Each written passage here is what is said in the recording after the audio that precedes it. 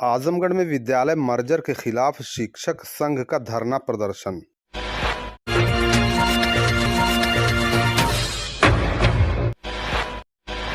प्रदेश सरकार द्वारा प्राथमिक विद्यालयों के मर्जर और संविलियन के फैसले के विरोध में उत्तर प्रदेशीय प्राथमिक शिक्षक संघ से जुड़े सैकड़ों शिक्षकों ने जिला बेसिक शिक्षा अधिकारी कार्यालय पर जोरदार धरना प्रदर्शन किया।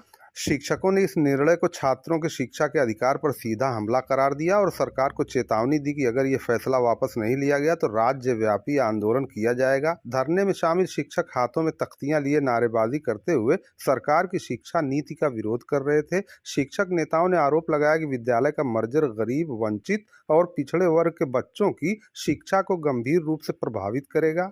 संगठन के जिलाध्यक्ष जितेंद्र कुमार राय ने कहा कि एक ओर सरकार सेवानिवृत्त शिक्षकों के हजारों पद खाली होने के बावजूद नई भर्तियां नहीं कर रही है, वहीं दूसरी ओर स्कूल का मर्जर कर शिक्षा व्यवस्था को कमजोर कर रही है। यह कदम शिक्षा के सार्वभौमिकरण के विपरीत है। शिक्षकों ने एकजुट होकर सरकार से मांग की कि विद्यालयों का मर्जर रद्द किया जाए और खाली पड़े पदों पर तत्काल भर्ती प्रक्रिया शुरू की जाए। मैं जितेंद्र कुमार राय, जिला मंत्री उत्तर प्रदेशी प्राथमिक शिक्षक संघ। आज जो आप लोगों का प्रदर्शन है ये किस संबंध में है, क्या मांग है? ये हमारी मांग है जो विद्यालय मर्जर के संबंध में जो शासनादेश जारी किया गया है उसको निरस्त करने की मांग है। इसलिए कि हमारे गांव विद्यालयों में गांव गरीब किसान के बच्चे पढ़ते हैं, जिनके पास इतना साधन नहीं है कि वो 2-3 किलोमीटर दूर ले जाके बच्चों को पढ़ा सकें। शिक्षा अधिकार अधिनियम 2009 कहता है कि किसी भी बच्चे के लिए निःशुल्क उसके नज़दीक सुविधाजनक स्थान पर विद्यालय होना चाहिए। उसी के उद्देश्य के तहत पूरा करने के लिए विद्यालय खोले गए थे। आज सरकार हमारे विद्यालयों को मर्जर के नाम पर, पेयरिंग के नाम पर समाप्त करने जा रही है और इस तरह वह हमारे विभाग में निजीकरण को बढ़ावा दे रही है। सर, बात निजीकरण की जा रही है तो उन विद्यालयों का क्या होगा जो जगह खाली होगी? क्या उन विद्यालयों में निजी विद्यालय चलेंगे? नहीं, उसमें सरकार की तमाम योजनाएं चलती हैं। सरकार कह रही है कि हमारी तमाम योजनाएं हैं, तमाम गांव की जो गांव की योजना है उसमें चलाने की उनका विद्यालय खाली हो जाएगा तो जो अन्य योजनाएं चला सकते हैं। हमसे उससे नहीं मतलब है। हमारा मतलब है गाँव के गरीब किसान झोपड़ी में रहने वाले बच्चे की शिक्षा उनके नज़दीक, उनके घर के नज़दीक हो और हमारे शिक्षकों को जो समाप्त करने की साजिश है उसके संबंध में हमारा ही। एज ए शिक्षक सर, आप लोग क्या मानते हैं क्यों बच्चे स्कूलों में कम हो रहे हैं? हम बता रहे हैं, ऐसा है कि सरकार ये शुरुआत से उसका ध्येय है कि किसी तरह बच्चों को कम किया जाए। आज 6 साल आधार बन रहा है, आधार के नाम पर बच्चों की छंटाई की जा रही है। आधार पर जन्म प्रमाण पत्र बनवाने के नाम पर शिक्षक बनवा रहा है आधार जाकर ले जा करके। और 6 साल नामांकन की उम्र की बाध्यता 6 साल करने से हमारे शिक्षकों, हमारे विद्यालयों की जो छात्र संख्या घटी है। और आप मीडिया के लोग हैं, आप बता दीजिए, कोई अपना बच्चा 6 साल तक हमारे विद्यालयों में नामांकन करके अपने घर रखेगा? अगर वो बच्चे 4 साल के बाद कहीं पढ़ने जाएंगे तो किसी स्कूल में जाएंगे, प्राइवेट स्कूल में जाएंगे, तब क्या फिर वो मेरे परिषद स्कूल में आएंगे? सरकार इस तरह आधार के नाम पर, आधार न बने उनके नाम पर, लिंक के नाम पर और उम्र की सीमा की बाध्यता के नाम पर हमारे बच्चों को हमारे स्कूल से समाप्त कर रहे हैं। इंफ्रास्ट्रक्चर भी क्या सर इसकी एक वजह है? बच्चे नहीं जा रहे? नहीं, इंफ्रास्ट्रक्चर एक वजह नहीं है। हाँ, शिक्षकों का अनुपात कम है।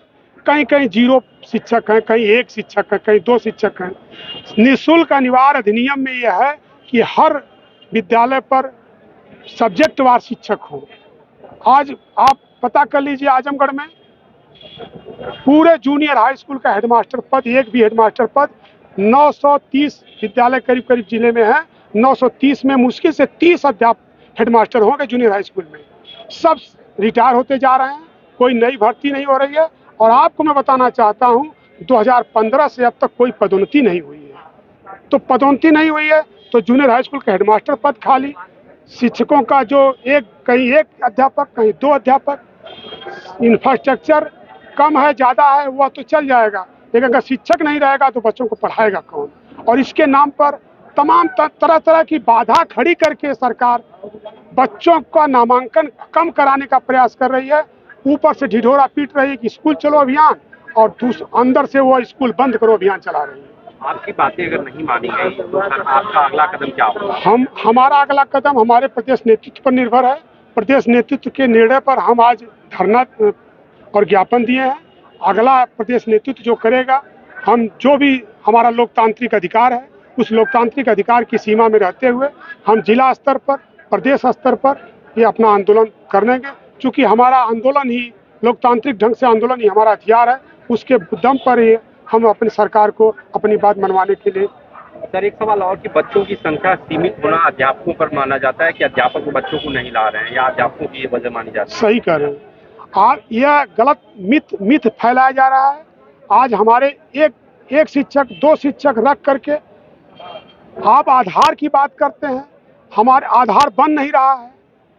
आधार जन्म प्रमाण पत्र बनने में सरकार कितनी बाधाएं खड़ी कर रही है कि वो एफिडेविट बनेगा, कोर्ट जाएगा, जन्म प्रमाण पत्र बनेगा। बिना जन्म प्रमाण पत्र के एडमिशन नहीं होगा। तो शिक्षक परेशान है, 2 तरफ से मार खा रहा है। एक तरफ उनका आधार बनवाने के लिए तमाम समस्याओं को से जूझ रहा है, और दूसरी तरफ सरकार कह रही है कि आप नामांकन बढ़ाइए। नामांकन, आप उम्र सीमा की बाध्यता खत्म करिए और जन्म प्रमाण पत्र और आधार का कार्ड बनने का सरलीकरण कीजिए, तब जाके हमारी संख्या बढ़ेगी। हम शिक्षक अपने दायित्व का निर्वहन करने के लिए तैयार हैं। सरकार हमको अपना काम करने नहीं दे रही है। हमको आधार केंद्र पर, हमको जन्म प्रमाण पत्र बनवाने के लिए, हमारे अभिभावक गरीब हैं, अशिक्षित हैं, पढ़े लिखे नहीं हैं, वो आधार नहीं बनवा सकते हैं। हम अपना खर्चा करके उनको आधार बनवा रहे हैं।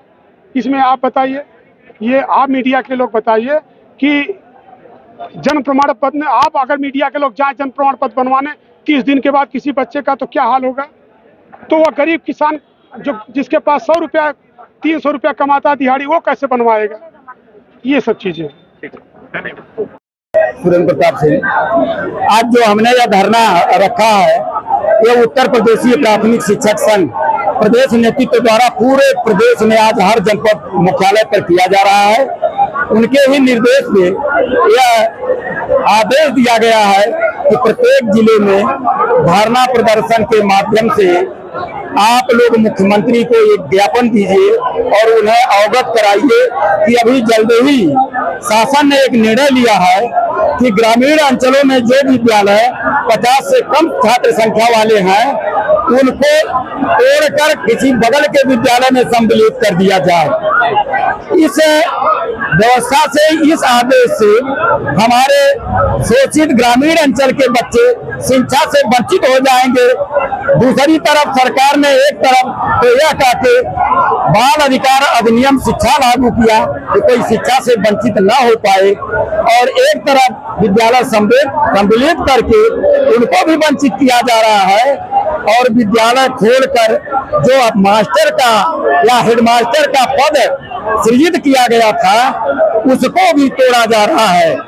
आज संगठन इस बात को लेकर लड़ रहा है कि जनपद आजमगढ़ में ही 500 विद्यालय सम्मिलित हो जाएंगे तो 500 शिक्षक के पद समाप्त हो जाएंगे। आप लोगों के माध्यम से मैं ये बताना चाहता हूँ, सरकार सबको बताएगी यही कहते कि अरे ये पद समाप्त नहीं है, ये बच्चे जो है नहीं है, स्कूल नहीं है, इसलिए शिक्षक संख्या तो मेरे यहाँ पर्याप्त है।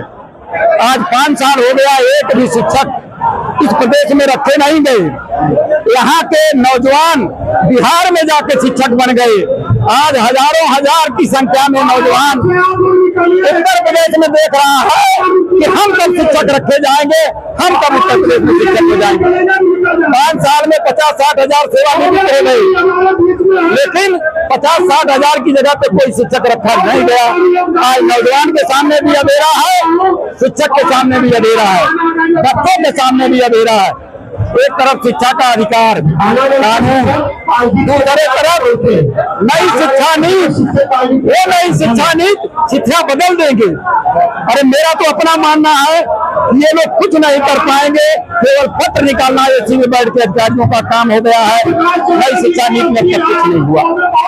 अब मैं केवल इतना मांग करना चाह रहा हूँ इस आंदोलन के हिसाब से कि सरकार सोचे कि एक सरकार जिसने गरीबों के लिए विद्यालय खोला और दूसरी लोकप्रिय सरकार योगी जी आपकी बंद करने जा रही है। शिक्षक इससे बहुत आक्रोशित है और बहुत मायूस है। हमारे पद को समाप्त करके आप क्या करेंगे बताइए। और शिक्षा, सुरक्षा, स्वास्थ्य, जो सरकार तीनों का ध्यान न दे उस सरकार को शासन में रहने का अधिकार नहीं है। और सबके माध्यम से मैं कहना चाहता हूं कि हमारी पीड़ा को सरकार समझे, उन विद्यालय को और संसाधन दे, उसको आगे बढ़ाए, ये काम करे, सरकार तोड़े न। आज के ज्ञापन से मैं अपने शिक्षकों की तरफ से माननीय मुख्यमंत्री को ज्ञापन दिया हूं कि आपको जरूर ये सोचें और जनता शिक्षक की आवाज को सोच के जो आपने पत्र निकाला है, जो आपने आदेश दिया है विद्यालय संविलियन का, उसको वापस लें। ये मेरा निवेदन है आप सबके माध्यम से। सरकार द्वारा जो गाँव शिक्षा की बात कही है सरकार